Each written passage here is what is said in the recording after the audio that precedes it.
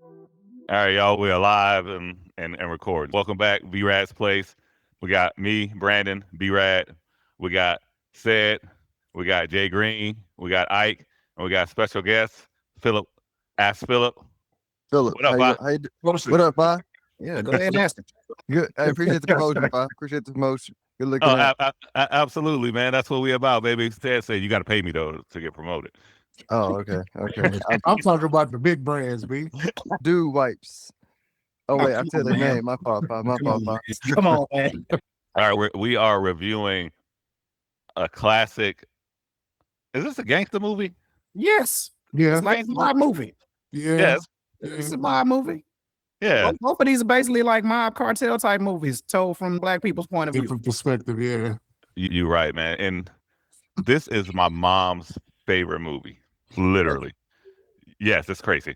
So I think I told Phillip this. My mom watched it last Sunday, just off the strength that we were supposed to be recording. And she sent me 3 pages worth of text messages breaking down the movie. It was crazy. That's impressive. I mean, it actually sounds kind of useful, but it's funny that she went back and watched the whole thing again. Yeah. Yes. Shout out to moms. Yes, sir. Yes, sir. Oh, I haven't even said what movie. New Jack City.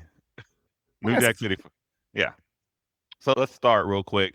Let's get our before rankings, and then we'll start with the first scene. Said you got it first, brother. Kid ranking, my bad. As a kid. Oh, okay. First time you watched it.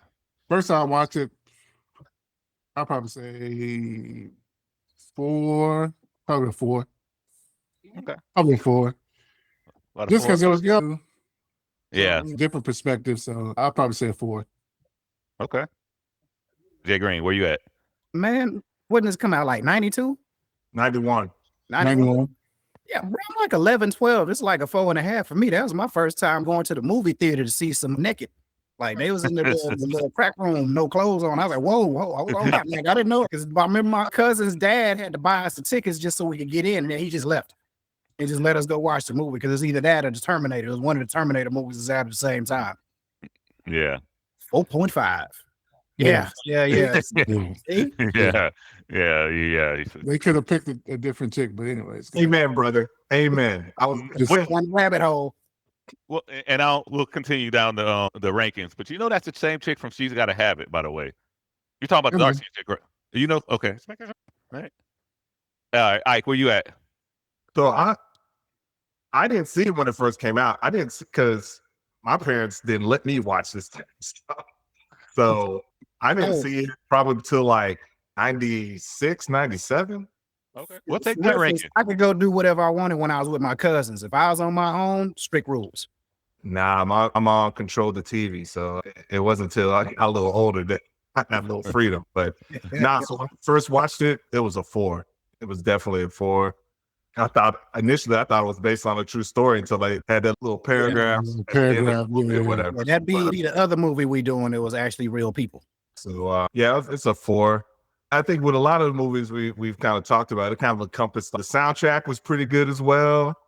You know, you have the music element. Yeah. I mean, hey, The soundtrack was fire, bro. Nino Brown. He made Nino Brown fly, man. Like Didn't he though?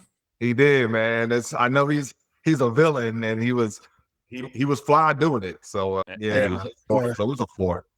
And 5, he was hooping at Stacey Adams too, bro. Opening slacks is crazy. And killing it. Opening slacks, bro. New York. No shirt on. It's New York, bro. It's New York. I'm surprised they weren't on the roof. Ice-T and Wesley Snipes and characters switched. They were supposed to play Luckily they weren't on the roof, characters. so somebody probably would have died. All right, Phil. So it's a ranking out of 1 to 5, bro. So it's your ranking from when you were young, the first time. You saw it, yeah. Probably would say I was like scared of gangs at the time. You know, we had gangs in middle school. For real.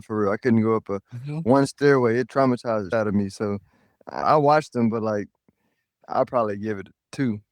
Right. Once I realized it was a gang, I was like, nah, bro, like I'm scared of these dudes. Yeah. That's fair enough. For me, it was the crack. The crack was the problem I had. I was like, that brand was close. Yeah. Crackheads and stuff. So it was like Pookie hit home. Yeah, because I had uncles on drugs, and they was already weird. So I was just like, man, this movie is just too weird for me. It was real, is what it was for me, man. I was like, oh, they really like talk to people that had these issues and stuff. Because Yeah, no, this was before in my life, before all the drugs and stuff kind of came into my family dynamics. So it was, Lucky you, because yeah, it was, yeah. So I watched this before, and then all of a sudden, all that started popping in my life. I was So, living it. I was like, yeah, oh man, this is but for me, man, I'm gonna go full 4.5 on this movie, man. It's because this came around the same time as like Boys in the Hood too, right? So you also had that movie to reference. I mean, and obviously there were two different dynamics, right? Boys in the Hood is straight up more of living in a the coming of age type of deal. coming of but this age is like really like a gangster movie. for sure. And this is something I'm gonna bring up a little later, but actually we can talk about it first. The gangster movie aspect of it. When you look at a lot of these movies back then, there's always that affinity towards Scarface, like how we kind of like, hell, this Nino thinks he's Scarface. They romanticize Scarface in all of these movies, but it's So that's just the thing within the black community, at least back then. Scarface is a little older now, but they also kind of did that with what's the other movie, The Godfather, a little bit. And this kind of I think I watched Scarface and Belly in college. I liked it in college. I was more mature, but I didn't watch Scarface and Belly until college. man, I was watching that when I was young though. But like I said, my whole everything was a little different off. Like I said, I'm with my cousins, it's whatever. But when I'm with the uncles and stuff, it's all karate movies and stuff. Yeah. Like they were huge Bruce Lee dudes or whatever. They had like every movie ever made. So it's either like gangster stuff or karate movies for me growing up. And comedies. All right, y'all. Let's kick off this first scene, man. Let's see. This is the only way to start this movie right here. Man, let's speak with you. Rastaman, I'm here to tell you Nino Brown says your services are no longer needed in the community. Who the pen buckler? Walked up fine. Yeah. Now that's how you kill somebody, my brother. You get right up on the man, right out, throw his brains all over the sidewalk, and bro. My brother, I think there's been a misunderstanding. You are going to give up those apartments. Yes, sir. And you are going to turn over control of the corner to the brothers. Yes, sir. Oh, yes. Well, if you don't, I guess the shotgun goes off. Yeah. Your big fat head off clean before you can get your clothes back on. Yes, sir. Is that clear? Yes, sir. Go ahead. Hey, bro, these boys are ruthless. Yeah. Wow. Takeover was. Wallace. Here's the question that I had. The Carter. The Carter, Yes. was the Carter already a project? Yes. It was a project. Yeah. Yeah. Making dude was controlling it, and they were like, look, we need a space where we can sell this new drug at. And they were like, hey, Rasta Man got a spot. We can go run through that whole thing and take over that whole complex and just turn it into our whole little factory and everything. And like, it's easy access. We can manufacture it there, and we got a built-in clientele. I was always confused, like, okay, yeah, some projects, but it looked nice, right? And then obviously they moved in and then they ran it down or whatever. So it always kind of confused me, like, oh, is it just a place like they targeted and a nice complex and they went in and kind of ran it down, obviously with the drugs, or it was just kind of like Now the Rasta dude was in control of it before. But he wasn't in control like they were. He was just No. that was He his- was that was- on the outside of it. They was Yeah. like, we will take over the whole building and use it as our manufacturing hub and all of that. They just had a better business plan, basically. They just had a better business model for what they were trying to do, was what it was. it sure the hell did. So let me tell you this. So my mom grew up in the Magnolia, right? And she says, building 2, building 3, cool. You can't go to building 4 because that's where it's at. Like, that's just how things were, like, in these types of situations, projects, whatever. You could do whatever what you want in these other places, but you go to building 4, that's where the crack is, dead, whatever, heroin addicts back then. That's just how that stuff was back then, man. And boy, these boys, they came in so gangster on this. They took over. They took over. Let's finish this scene real quick, man, because I like this part right here. Just enough for the city. It looks nice. You're right, Ike. It looks nice.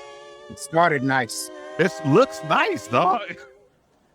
For the That's new nice days, car. keep on changing, up your mind. For now, money, people will rob their own mother. Money, money, money, money, money, money, money, money, money, money. He was singing that song. Yes, sir. Yeah. That Yeah. song, man. Go ahead into it. Let's talk about the takeover of the Carter. Phil, let's just talk about the whole seeing the thought about the whole takeover of the Carter. And I'm talking about not just the taking over their apartments, their whole system that they had set up. Yeah, man. I was looking at it and I was going. At first, I was like, damn, gangster with it. But no, yeah, man. And then when they shot that dad, I was like, man, that's some weak stuff. His dad was a hardworking dad, killed his dad, but hey, it was a business plan. It worked in the beginning. Yeah. We'll take over. I think that was a huge moment too. It may have been subtle that they shot the dad, but who knows how many other fathers that were in those houses as well that they were killing. And that kind of just set the tone. It tied to the rest of the storyline or whatever. So he had been doing that for years. That's why Ice-T's character Scotty had it in for him, because he killed his mother when he was with that gang. So it all is related and it was purposeful. Like they did that to kind of show you, hey, look, this is where they're putting Scotty and all of that stuff next. Yeah. I mean, it's like, and Phil, I thought you were going to say this. Like when you look at the way they set up their enterprise, like these boys they were scanning cards. That's right, man. Huh? Head of their time. Their time. Had the spot for them to go smoke. There was nothing that these boys, like they had thought of everything. And I will be joking when I say this, Phil, but how do you think Bitcoin could have helped their business enterprise? And keep it short. Like, but it could have. Circular economy, right? They had a circular economy. Hey, look, y'all, yeah, Bitcoin, what was that Milk Road or yeah. They would that Bitcoin started Milk Roads. People can buy drugs. I took offense and there's like, it's for drugs. I'm like, bro, like cash is the best thing to sell to buy and sell drugs in because it's untraceable. They can trace Bitcoin. Yep. It's easy to trace, but I was like, but that's how Bitcoin got started, was that Milk Road. So yeah, they could have made some bread. They had a really good business model, obviously, because it brought them immediate success after taking over the Carter. And they also had an exit strategy, right? Which is needed if you run a business. You need to have a potential exit strategy or something adverse comes into play, whether it's political, societal, whatever. So it's always, the downfall is always from within, usually, right? And that's what we see played out at the end of the movie. Agreed. It's typical, like New Jack City is typical of a lot of crime movies. Like there's going to be some romanticizing involved or whatever. But I think that part gets underplayed a lot as far as how they went about it and their business model. Yeah. It's because you could gloss over and be like, oh yeah, they just sold drugs because it was in high demand. It was crack, right? Crack is cheap to make and get that high and get the customers and everything like that. But the business model behind it, I think that gets underscored or underplayed a lot when you're talking about the movie. Like these dudes was like these black men, man. They were kind of like, they called Nino an evil genius. Like, yeah, he called him that because he was. You got to think there was a lot of other notorious gangsters before then that were already doing this. Yeah, this is Preacher Gang, Richport, and them. All of them had different. They were doing these things, different places where they would actually what's money wrong. Like they had all this stuff. Yeah, they had all this stuff in place. Frank Lucas then was doing stuff. Think about goddamn Frank Lucas with the Denzel in that movie or whatever. How they was shipping drugs over through dead bodies from the Vietnam War and stuff. Was just like grew up wrong, but they would have been smart no matter what environment you put them in and stuff. But it's that type of person or whatever and stuff. And so they just applied their knowledge to the wrong stuff. But like that's just how some people are. It's like they, no matter what you put them in, they're gonna figure out a way. It plays into that. Like he probably saw how their downfall was, so let me perfect it and do it this way. Like I'm gonna have this whole place where there's only one way in, so I know who's coming in. I know how everything's rolling and working. So I mean, it's just a product of your environment. You just keep evolving. Like you said, like no matter what environment he was in, he was going to excel. Absolutely. So before I do the Pookie and Scotty, but I do want to talk about G Money, because G Money's the one who brought the drug idea to him, right? Yeah. So one of the things my mom said was, I think G Money was using crack before they end up showing him use crack. He just wasn't.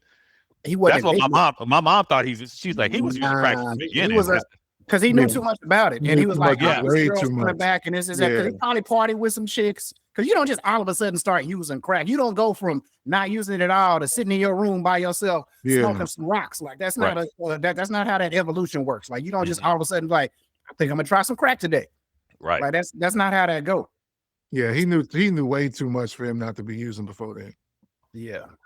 I missed that part. I mean, I missed. Yeah, I mean, I saw him use it, but I missed that.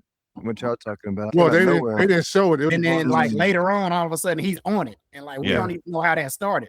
Right. 10 crack commandments. I guess he didn't go by it. Never get high in supply. Come on, man. He wants to move. Right. Yeah, and we gotta obviously we gotta have a conversation about their brotherhood and stuff like that. But oh man, Jesus. Yeah. So let me introduce Scotty real quick and Pookie. Yeah, I got some thoughts about them. I know you do. Pookie. I thought you would have felt that bar a little bit better, B. It was quoted Biggie, and you'd had little to no reaction. Come on, Fi. He don't know the song. He don't know the song. He don't know Biggie like that. Don't. You, the 10 crack commandments 1. Come on now. Like, don't get him started. Said, do not get me going. He didn't have no reaction. Going. I was trying. I'm just saying he just talking. He don't really know Biggie like Come that. on, baby. Come on. Don't do me like that. Don't do me like that. The way to keep your family and business completely separated. Money. Come on, dog. Come on now. Anyway, I know. There we go. I'm gonna have to cut that. That's all getting cut. He reading it off Google. He reading it off Google. All right. Can I get an amen? Amen. Yeah, man. I like to say a little prayer before I start scanning, man. He said by 100. Say that, all right? Do this right now. What's your price on it? Yo, man. But you, Bob Marley? 17, man. For a key, man, you must be doing the dope. Bring this down. You got to get realistic, man. What I'm talking about is a lower price. Down. Yeah. Sorry. Anyway. So check this out, homeboy. God's on your side, right? So why don't we do this reasonable? 14K, bam, pew, I'm out. You want to do this correct or not, man? 17, man. Yo, let me see the money. What's up? Yeah, come on, man. Let's do this, man. What you know about that, homeboy? Yeah. Right. My man. Hey, man. Hey, Ice-T was so dope in his role, though, dog. He was supposed to be Nino Brown, bro. Yes, you're right. Yeah, He was supposed to be Nino. They made him switch. They made him and Wesley Snipes switch because they wanted to whatchamacallit. Nino's not a light-skinned name. It's just not. I'm sure they would have changed the name or whatever, but he wanted to be the dope dealer because that's what he do. And they're like, nah, I need this dude to be smooth or whatever. I want you to be the cop. And they're like, what? And they're like, yeah. And then here we are 30-some years later, and he's still a cop. Crazy. Crazy. Yeah. He found his niche. Found his niche for real. No, man. He was dope as a character, man. I like how him and Nino interacted together. I like their first intro together, like, because it also shows that the coolness of Ice-T too, as being kind of the quote unquote New Jack cop. He in the club with his 2 broads, Nino doing his thing in the club and stuff like that, man. Go ahead, Jay. Scotty ruined Pookie's life. Oh, Ruined this man's whole entire life and got him killed. Ruined his life, man. Yeah, you're right. Because his partner tried to tell him, right? His partner's like, nah, man, this is a dumb idea. Yep. Yeah. He put him in rehab. Now, everybody, you got somebody that's been to rehab, that's an ongoing thing. That don't ever go away. You forever fighting that addiction for the rest of your life. Yeah, let's put the dude just got out of crack rehab in a room full of naked women and crack. That's going to work out. I think that just tied into his obsession with getting Nino Brown. Yeah. Where I thought that he was helping Pookie, but he was sacrificing him. It was selfish, man. Did he really think that he was, though? I don't think he did. I think he just was focused on getting Nino.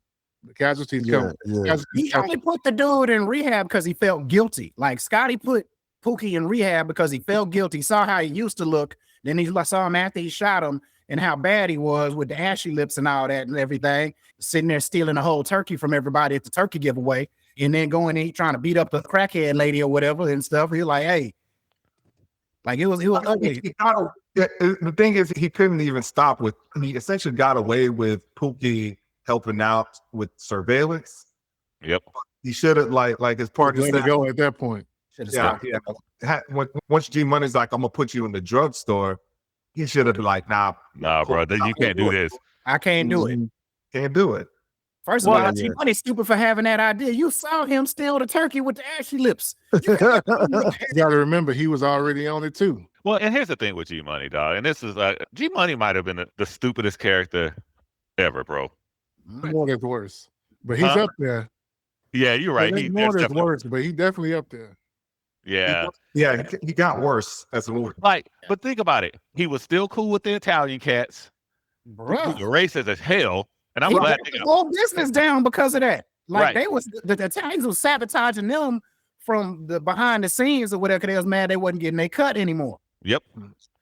The other thing with G Money, so Nino calls it out in the beginning, and then G Money brings it throughout the entire movie. He was always trying to be Nino. He was competing with him the whole time. But and that's the thing. I don't think Nino was competing with him. Nino's like, hey, Nino man, competing you with my- him. in my opinion, I feel like besides the girl thing, we can get to that in a second.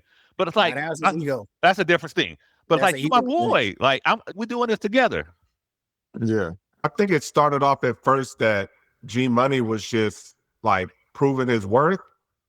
But when you with somebody and you see every day kind of how they move and stuff like that, I don't know if it was like the little brother syndrome kind of like kicking in and stuff like that, where you know, like I can be Nino, or I'm better than him, or He was trying to prove himself see throughout me the whole going, movie. whatever. He just felt he didn't measure up. Bullshit, though.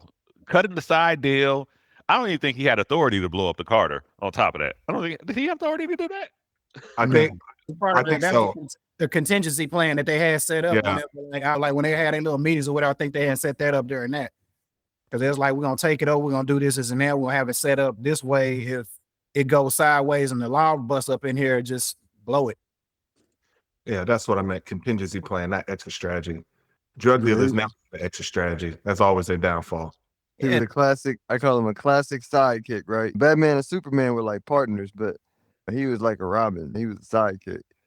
Not in his head, though. In his head, he was the man. Like, he was like, I can do it with Nino. That's why it hurt him so bad when old girl left him and then went over to Nino or whatever. That hurt. That was personal for him. He took that terrible.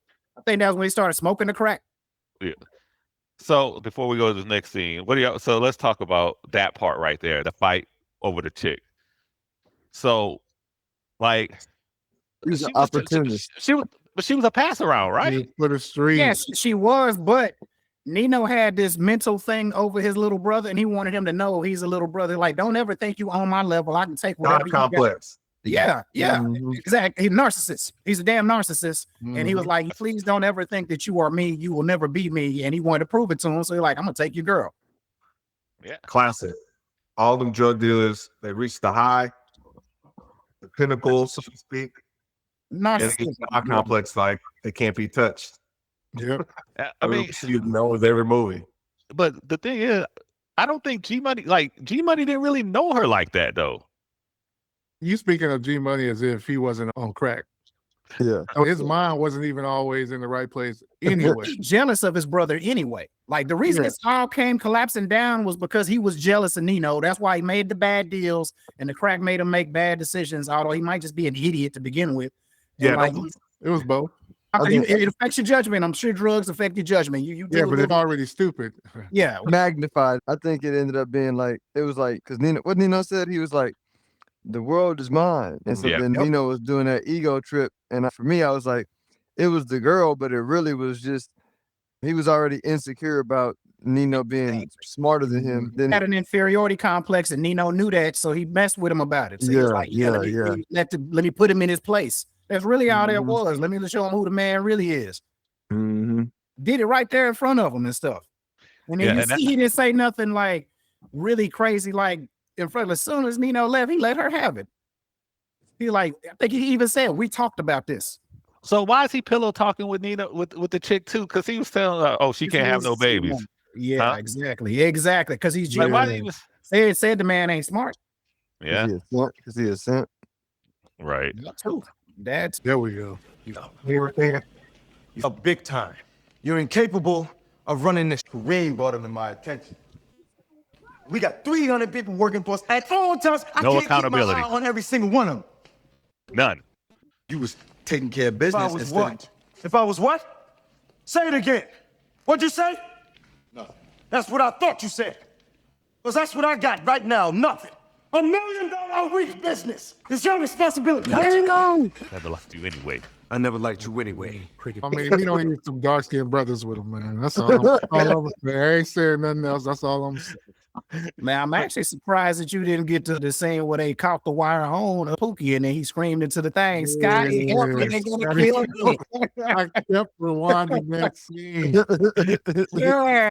That was funny. That was like I said, Pookie tied the whole movie together for me, like in the beginning to the end, like he was the main thing for the whole movie, but Scotty ruined his life. Yeah. Basically. One of the things I noticed about that scene, though, G Money, again, we can get off of G Money in a second, but he took no accountability for his actions on top of that. In fact, he just started deflecting and saying it wasn't my fault. He first blamed it on the light-skinned cat who got stabbed, and then he blamed it on Nino for not taking care of business or whatever the case may be. Everybody knows somebody like that. Like they don't ever take accountability. They might have female tendencies. Like I told you before, B, never trust a dude to need attention like a female. Okay. Like tell your daughters and your sons, don't hang around no dudes like that. They'll stab you in the back in a heartbeat just to get what they want or whatever. Like you can't trust nobody that needs attention like that. Like that's dangerous.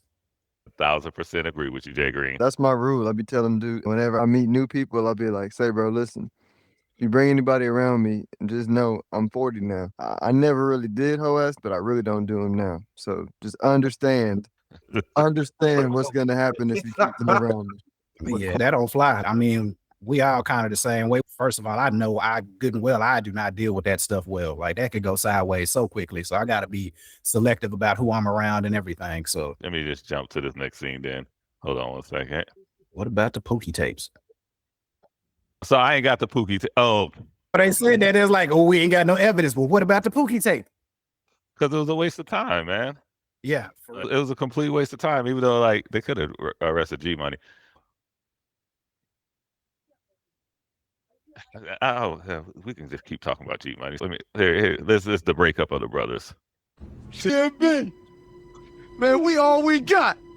My brother's keeper. Yes. I don't know why I laughed. I laughed. I'm sorry.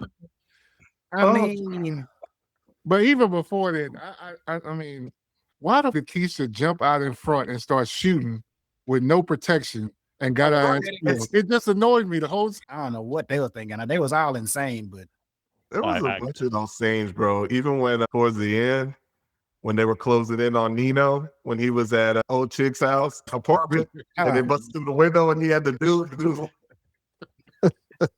Well, and then on top of that, she jumped up and he just popped her right in the face. Man, yeah, he smacked her good. So my mom is at the preacher's kid's wedding, right? Because the preacher he had paid off to be good with him. So after we talk about that, Jeremy. I already know where you're going. Give me a second. Give me a second. So let's watch this, then we can talk about the preacher and like that part of the black community. Let's turn the black a blind eye. Hold on. So let's watch this real quick. Hey, baby, you still mad at me? Yeah.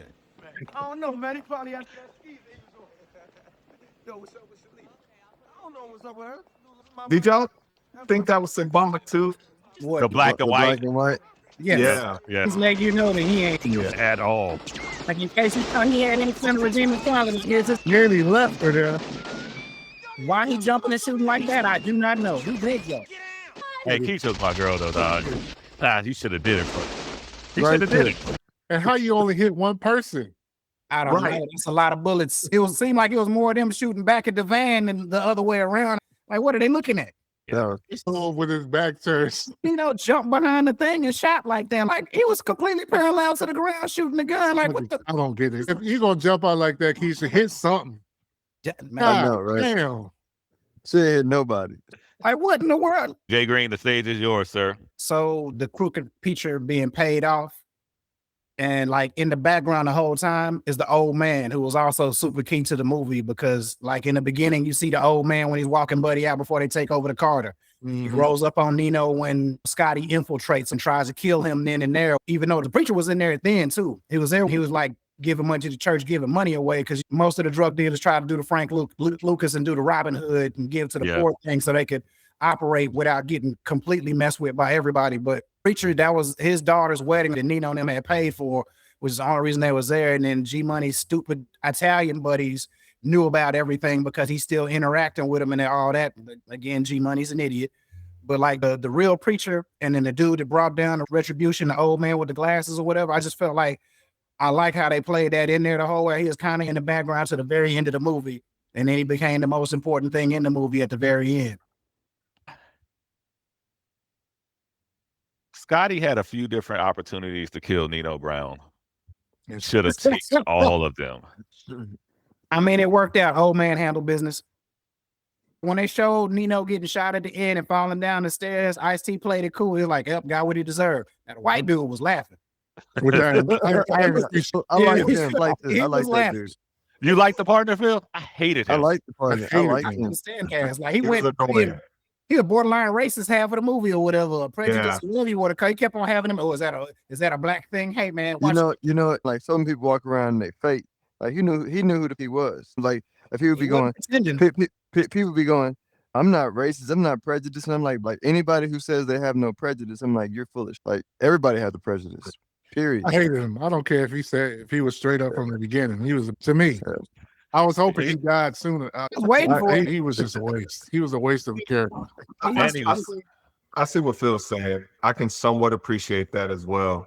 I mean, if somebody just shows you who they are instead of being fake and wearing a mask, I think, and yeah, you might still hate them, but at least you appreciate that you knew it from jump instead of kind of like finding out later or whatever. Oh yeah, for sure.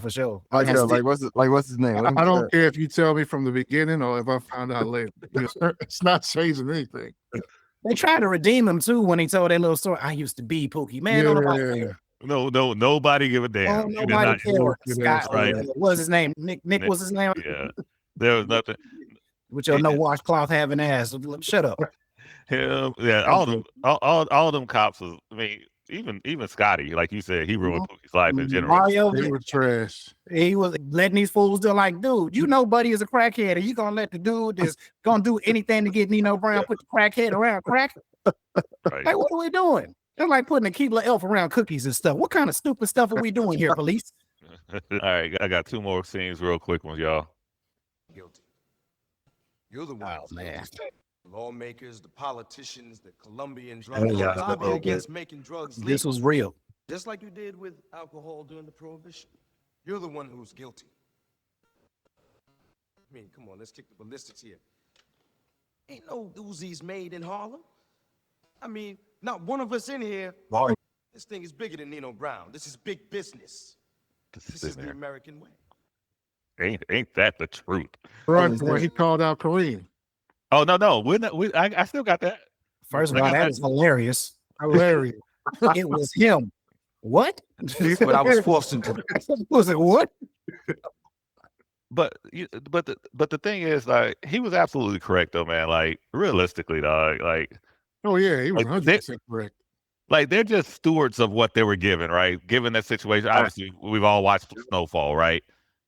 Like, this is all that was real. That's based on real life. The Iran-Contra was funded by them putting crack in black neighborhoods and stuff. They could put any damn thing in a black neighborhood, and they decided to put crack in there. So anytime somebody tells me there's no such thing as systemic racism, and I'm like, well, which other community have they tried to sabotage other than us? Right.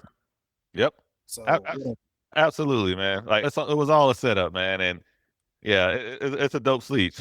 He was wilding in that courtroom. He was wilding. He was wilding in that courtroom, like, bro. Yo, they should have put his barber. They should have whoever had that hairstyle. And everybody was rocking Gumbies and everything back then. They had a bunch of wild haircuts back then. His God complex was on full display. Yeah. In the courtroom? But he was like that before that. Even when he first got arrested, he said, I'll be out in a week. Yep. So he already knew how the system was going to go. It's almost like he had a damn degree and knew how everything was going to play out. Like, how long did he get? A year? He got a year, right? A year in jail. Yeah. They just gave him 1 year. He was making $1 million a week selling drugs, and they were going to give him 1 year. This is before Bill Clinton's crime bill. Yeah, this actually was. Yeah. You're right. 91. And this was 91. Absolutely. Let's see what Nino does to the educated brother from the Bay. But I was forced into this way of life. Hey, look, I've been dealing drugs ever since I was 12 years old. See, I didn't have the chances that you had, Miss Hawkins. I wasn't born with a silver spoon in my mouth. Miss Hawkins. They threatened to kill my mother. Who are you talking about, Mr. Brown? What they? Look at him. Reem Akbar. That's right, the educated brother from the bank. He's the real head of the CMB. The brains behind the whole thing. This thing is bigger than that segue. Look at him. Look at him. Like, and he was tripping for being even in the courtroom. Maybe he was in the courtroom to see if he snitched on him. Nah, he was there because he thought he was doing the right thing. Because he didn't. Most of the movie, he never said anything. He there even after he got stabbed in the hand. Remember, he got stabbed in the hand before we even got to this point. He might have been there out of fear. I don't know, but he was there because he wasn't around for like when the gangster stuff was popping out. Terrible memory. Yeah. To just finally realize, oh, wait a minute, that dude's a cop. Just out of nowhere, I know this dude from somewhere. You couldn't remember if he was a cop, right? Like we sell drugs, right? You making a deal, then you like, wait a minute, I know him. I knew him. Right. He's the cop. Yeah, slapped in the back of the head. I'm like, hey, we sell crack. Like, you didn't want to mention this sooner. Right. That's fun. Yeah, man. All right, y'all. Any other comments on the movie? Oh, y'all want to see Nino get shot? Yeah, oh yeah. This is away with everything. So, hold on, let me find it, man, because I didn't save it right. So I get shot. Me and Phil was talking about this, dog. A man says your soul is required in hell before he kills you. Crazy. That's a crazy bar. I have a question though. Before you show this, go ahead. Is there any way to make a movie like this, right? Where essentially, because a lot of us, they looked like at Nino Brown kind of in a maybe not hero, maybe anti-hero, but in that he's obviously a villain, but he's not really the perspective, not really looked at that when you watch the movie. He's an anti-hero. With this kind of content where it's based on drug stuff like that, or drug dealers or whatever, without making them come off hero-like. They made him a piece of show, like at least they did. But then he gave that speech. When he gave that speech at the end, it's kind of like, yeah, he's kind of was just born into this. This is all he knows. He's just good at it. But they dehumanized him with the little girl as a shield, and then they try to humanize him again with that speech at the end. So you could absolutely do that now or whatever. For me, even if you made him a piece of crap, this dude, his character, his gang started an entire record label. Cash Money Records is this. This is what Cash Money Records came from, was this movie. This is what inspired them to put that whole label together and give it that name and all that stuff or whatever. Culturally, this is one of the most relevant movies we'd have never had or whatever, because it spawned a whole bunch of other stuff musically and all of that or whatever. But yeah, you absolutely could do that. It just depends on how you play the characters and stuff or whatever. Usually with most movies, say you got a hero, the hero has a fall, and then they come back at the end. That's how they used to write epic poems like Hercules, Samson, all of those things. Those are all the same kind of things or whatever. One of the few things I remember from literature class. But epic poems, you always got a hero that starts off at a high place, they have a fall off, and they come back. They're never as high as they used to be, but they come back a little bit or whatever. So it's like, you could do that with any story if you do it the right way. I was thinking about some other movies, like American Gangster, Frank Lucas. Frank Lucas snitched too, but I don't think he's looked negatively upon after like watching the movie or whatever. It depends on who you ask. You also got to remember, he protected Harlem from the white gangsters. Like, he was the reason that like him and Bumpy Johnson protected it from like all the other white gangsters were coming in the black name because they didn't like us. So even though he was doing wrong or whatever, he was like, I'm still gonna protect us. Like if something gonna be going on in his neighborhood, it's gonna be us. We ain't finna let them come in here or whatever, because they don't even look at us like people or whatever. So it's like I said, people are complicated, so it's easy to like with characters and stuff. I think, I think even you look at and I don't know all the details behind like even like Jay-Z and Diddy and all that kind of stuff, but you can look at it and you can go, because Jay even say we protected the kids, and Jay got people rich.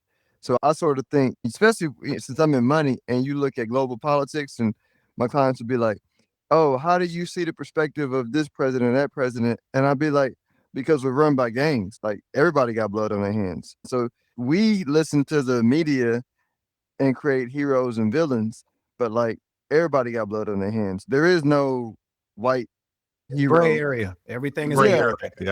Yeah, that's true. Yeah. All right, y'all. Let's see this real quick. Let me do our final ranking. Did you sell out the CMB? Mr. Brown, are you pleased with the outcome? Absolutely. I think the American justice system is the greatest in the world. I'm proud to be an American. All right. Stone was Yeah. terrible. How you gonna be standing right there and still with them late ass reaction? Stone was trash. Right. Them boys didn't care. They're like, ooh, glad this is over. Good. Open and shut case. Yep. That was probably the oldest model gun I've ever seen. He had a World War II pistol, bro. I'm like, where did he get That how nigga old reminds is me of that? King with a musket. Bro, like he got like the first 9mm. Like, what was that? That shit was old as fuck. Yeah, man. He came out I'm there to surprised- I'm scream with the, hello, my baby, hello, my darling. He ain't shooting nobody else in the crowd. I was like, he got a good shot. All them people in there. He had a good shot. Looked over and squared up for him too. Like, all right, shoot me on my good side. See? Oh man, we don't have no 90s fine in here, do we? No, they kind of just skipped over it. Because y'all don't like Unita. I liked Unita first. Whatever her name was. Oh yeah, the one that's what you call it, girlfriend. They didn't show. I just- I think Nino's woman was fine, but she was barely in the movie. Yeah, Selena. Yeah. Man, forget her, dog. She was I'm gonna pretty. replace you with another one. Ice-T killed her on New York. What's that show? New York Undercover. He sure did. He did. Who cares? She was all right. But like, and that's so. I had a problem with her too. Just like I had a problem with her deciding to turn state's evidence against him. I'll testify. I promise I will. Like, you also helped get this thing started, right? Like, she was also part of the problem, a big part of the problem. What's it? But that's how that goes. She got immunity, so Like real time, that's how that goes. Everybody in and they down for it until everything starts falling apart. It's like, hey, I gotta save myself. Like Yep. that's how it always goes. Like I don't care how many times. Like it's literally the same scenario in most of these situations. And I would say movies, but this is real life. It happens in real life. I didn't seen this like in real life with people I know, and like people turn on each other whenever it hit the fan. All right. Well, hey, let's go final rankings, and then we're gonna just rank this movie in a top. We're gonna do top 10 black gangster movies. We can't. We got too many different types of movies We backed up. Yeah, we backed up. to continue to weave them together. So I'll start. These are the first two gangster movies. I'm gonna leave it at a 4.5 still, based from my childhood to here. I think it's still a great movie. As far as gangster movies, just for what we've seen so far, I'm gonna go with 1. Just because of based off of that. So, yeah. All right, Ike, you up? still stays a solid 4. New Jack City was a trendsetter. I mean, it still resonates today. I probably would have given it a 4.5 if the chick was better. As long as I don't have to say it in mine, because I was gonna say it in mine. Go ahead. But it's still a solid 4. And then as far as ranks, it's going to be number 1 right now. Like I said, it's a trendsetter. So, yep. All right. Phil, where you at? It's a 4 as an adult. My number 1 gangster movie is American Gangster. So this is like maybe top 5. I like the next one that we're gonna talk about better than this one. Jay Greene, you up? 4.5 still for me. One of the most culturally relevant things that we probably ever gonna talk about. Martin made a skit about this. We got Cash Money Records because of this. And like it's a lot that goes into this movie. It's a lot of things that was taken from this movie to carry forward his 2026. And it's still stuff from this movie that's relevant or whatever. So it's still 4.5 for me. As far as gangster movies go, I can't put the other one above this one, even though that was actually based on real people and real things, just because like they were actually trying to deliver a message in this one, and in that one they were just telling a story. So yeah, I guess 1 for right now till we get to other gangster movies. We probably gonna have to have Phil back on the other gangster movies since we rolling this. American Gangster would be up there too. So American Gangster is probably gonna be up there. That's I love this one. But 100%. Yeah, me too. Go ahead, Seth. Where you at? Yeah, it's probably going, again, like everyone's been saying, it's a trendsetter movie. So, I mean, for me, it'll more than likely be in my top 3. I'm not going to say because there's some other ones. Yeah. The Mega Gates soundtrack for me was just, that's one of my favorites. So, yeah. that one's going to obviously be above it. But yeah, I would say it's top 3 for me. Yeah. And the ranking, I mean, not the ranking, I'll still give it a 4. Still give it a 4. So we're sitting at about a 4.25. So 4.10. Here you go with this 0.25 again. What are you doing? I'm averaging, baby. I'm averaging. Any final comments on New Jack City? Anybody? Never. Dang, there was so many crack. women out there. They should have got some better women in there. Yeah, just don't Just put saying. crack in. I thought the attorney was cute. That attorney was cute with the hair. I liked her. Yeah. See, Miss Hawkins? Single he's vibe. talking about Miss Hawkins. That's what he's talking about. Yeah. I thought you were gonna say Keisha because she was the realest. Yeah. Well, Keisha leveled up in a soul food, so, but that's a different story. Yeah. Just don't put crackheads around crack, and everything will work out for everybody. Ain't that the truth? Ain't that the truth? All right, I'm gonna end it right there. Give that a man some props. That's it. Oh snap! I had him in my comments, dog. That's all I'm gonna say. My man Dutter Man was hard to kill though too, fool. Wasn't he? Man, He fell got off, shot. got shot. Then got shot again. Then got shot They're again. trying to kill him. I'm like, man, why he just won't go away? So one of the things with Dutter Man, real quick, is he can kind of control Nino. I think too. I think that was another thing that I noticed too. He can control Neo, not in the sense of because he can beat him up or anything like that. I think he just probably has some type of bond with him.